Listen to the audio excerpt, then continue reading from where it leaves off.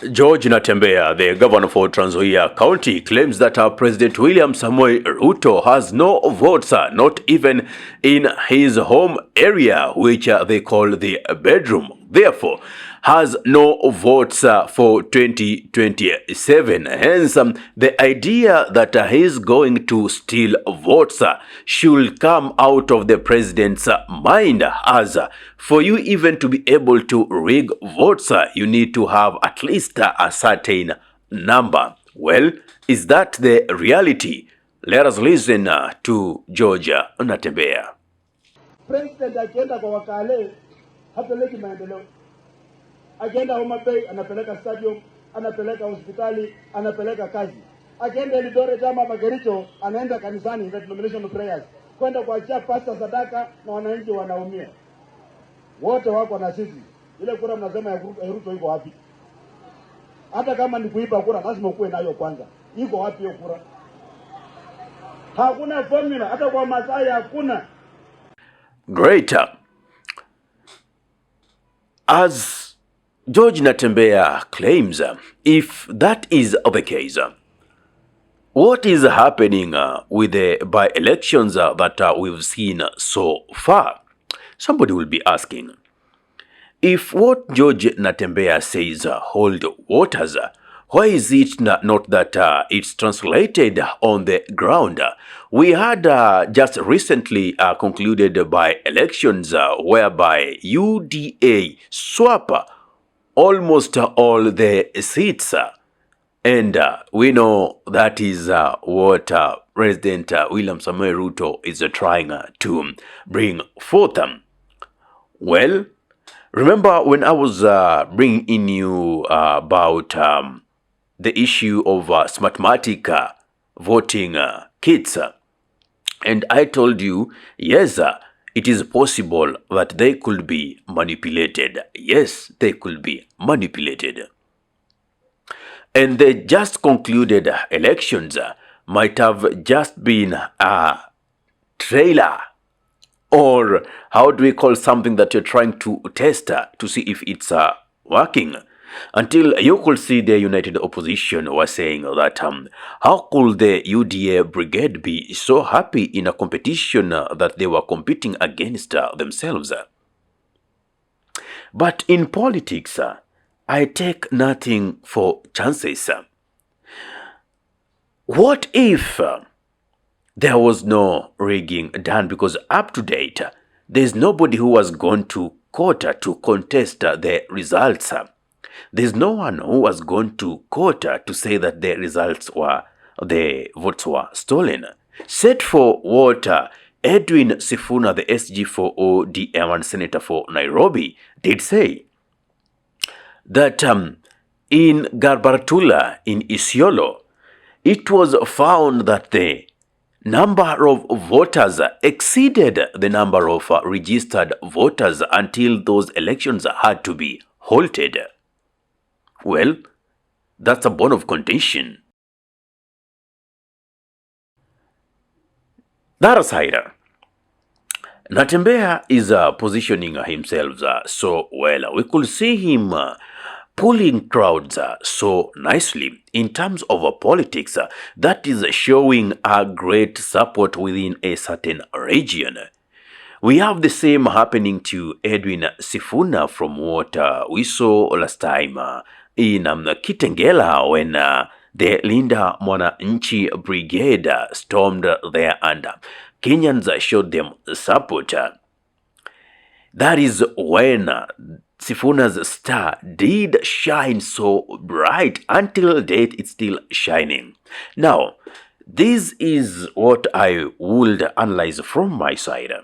The political star has shown the direction in the western region, and depending on how these two persons decide to use this opportunity, then it might be a completely political shift from what we've always known to a new dawn, or it will be the beginning of the end.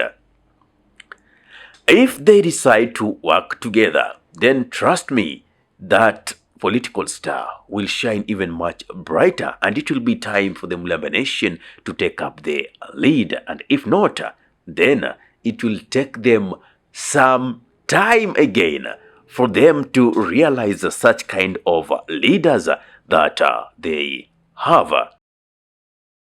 Maybe you'll be wondering why I'm talking this way.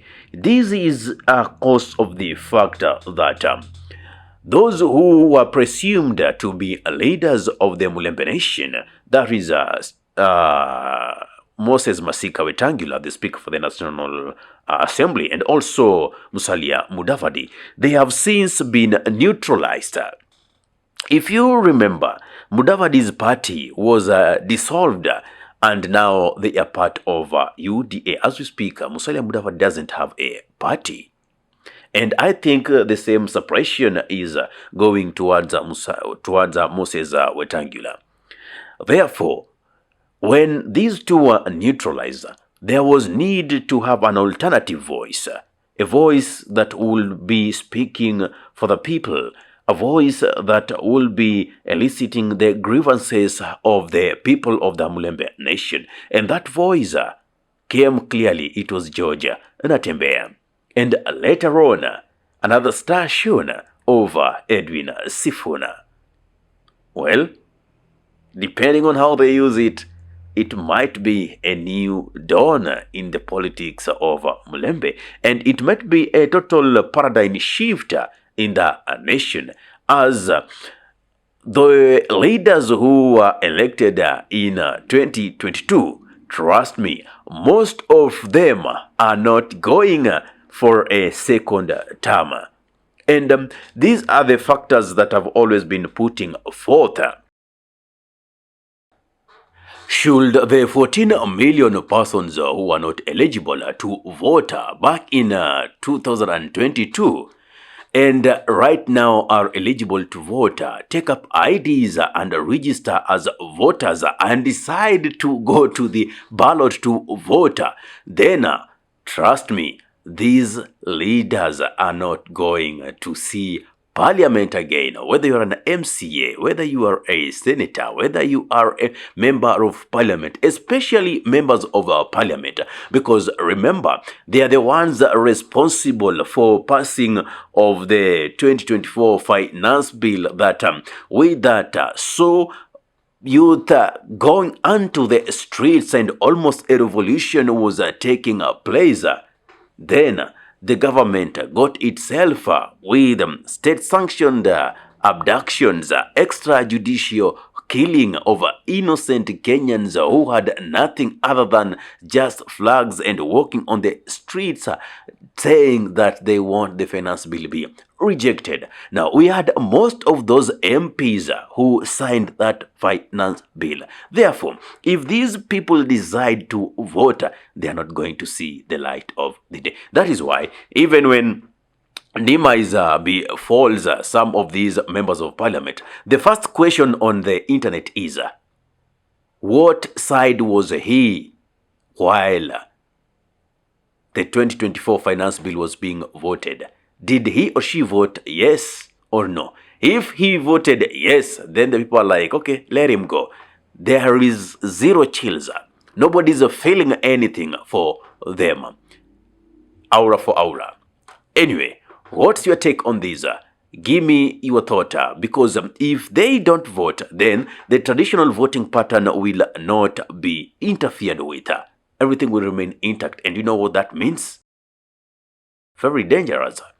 We shall see Ruto back in that presidential seat, and probably also most of his preferred candidates will vie for those seats so that they continue being rubber stamps as we have seen these parliament being used as. Anyway, give me a comment in the comment section. If you love content of this nature and you're watching from my YouTube channel, kindly subscribe and press the notification button so anytime that we are live or we upload content of this nature, you'll be the very first person to be notified. Ahmed Khalif is my name for the Unscripted Talks here in Dab Radio. Assalamu alaikum warahmatullahi wabarakatuh. Kwa timba kali za Afrika, Dab Radio ndio mpango mzima.